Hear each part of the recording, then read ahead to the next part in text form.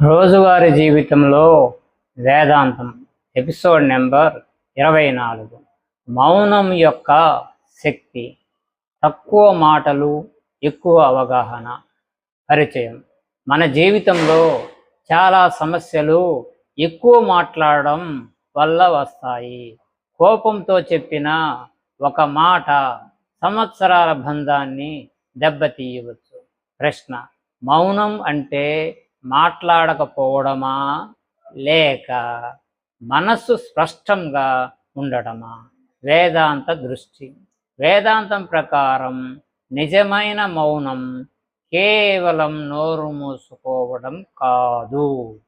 అనవసరమైన ఆలోచనలు, ప్రతికూల ప్రతిస్పందనలు తగ్గి అవగాహన పెరగటం నిజమైన మౌనం.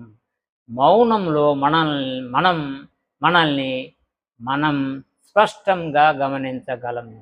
ఉదాహరణ: అలలు తగ్గిన సరస్సులో అడుగున స్పష్టంగా కనిపిస్తుంది. అలాగే మనస్సు ప్రశాంతంగా ఉన్నప్పుడు సత్యం స్పష్టంగా తెలుస్తుంది. రోజువారీ జీవితంలో ఎవరైనా మిమ్మల్ని విమర్శించినప్పుడు వెంటనే సమాధానం ఇవ్వకుండా కొన్ని క్షణాలు ఆగండి. ఆ చిన్న మౌనం అనవసరమైన గొడవను నివారించవచ్చు.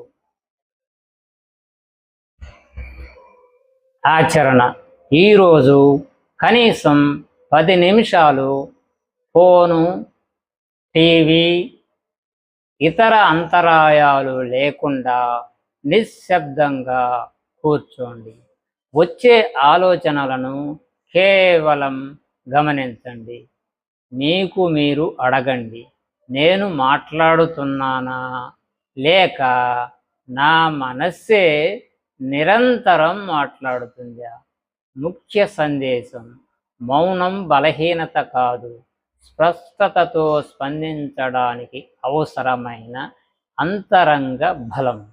ముగింపు: తక్కువ మాటలు, ఎక్కువ అవగాహన, లోతైన పరిశీలన ఇవి మనశ్శాంతికి దారి చూపుతాయి.